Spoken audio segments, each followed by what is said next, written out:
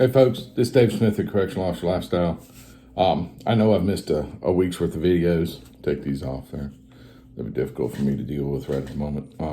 I know I've missed a week's worth of videos, but I was in training last week. I was in my in-service training week last week, and as such, I didn't have the time required to put together the week's worth of videos. So I'm getting them to you today.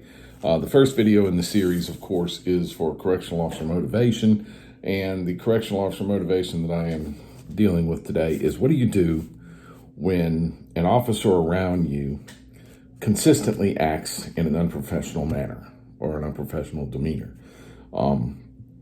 This is a significant issue. It truly is. This is a very significant issue, because if you are perpetually trying to do the right thing and you have staff members around you that are perpetually trying to do the wrong thing, that presents a negative impact in your career. That presents a lot of negativity that you shouldn't have to deal with in your career.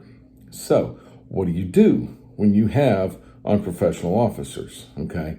One thing you have to take into consideration, and this is due to an observation, not due to any national statistics or anything, but a lot of your unprofessional officers are the officers that have been there for a while. So if you come in as a rook, as a boot, and you're trying to talk to these people about their unprofessional attitude, they're going to see you as the enemy. Straight up, they're going to see you as the enemy. So be careful how you approach the people that are unprofessional. Those that have been there for a while will take offense to it.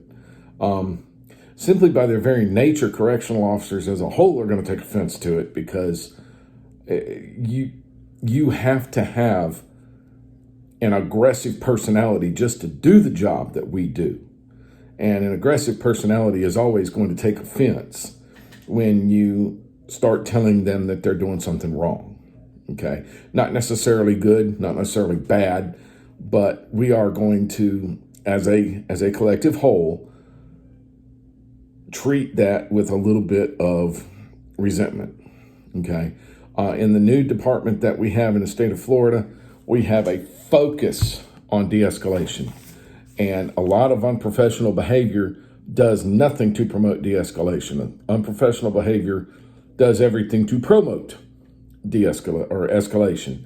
And that's not what we want. So I suggest starting with the officer. If you're having a problem with that officer, don't throw them under the bus right away. Start with them. Tell them, look, this behavior makes me uncomfortable. Makes it hard for me to do my job.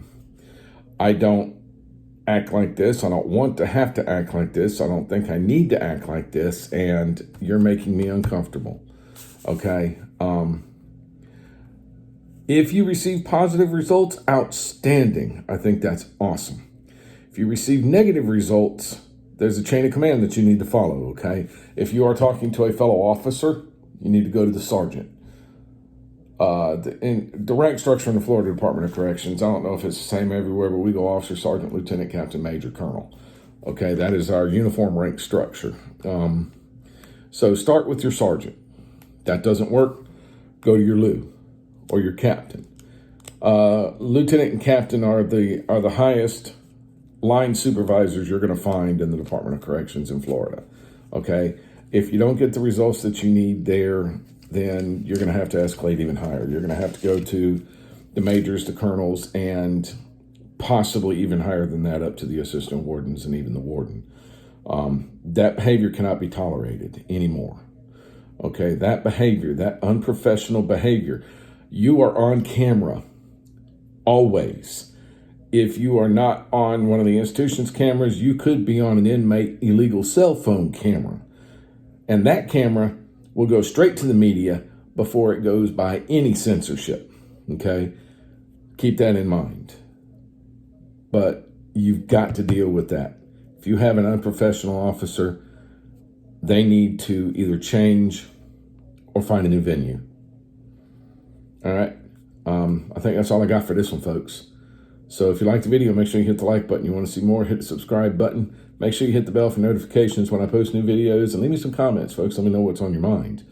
As always, there's no place for domestic violence. If you are the victim or you know the victim of a domestic violence situation, 1-800-799-SAFE. That is a domestic violence hotline, 1-800-799-7233. The people at the other end of that phone call have the tools, abilities, and resources to help the victims of domestic violence. If you know the aggressor in a domestic violence incident, remember to say something to somebody, because the worst thing you can do is nothing.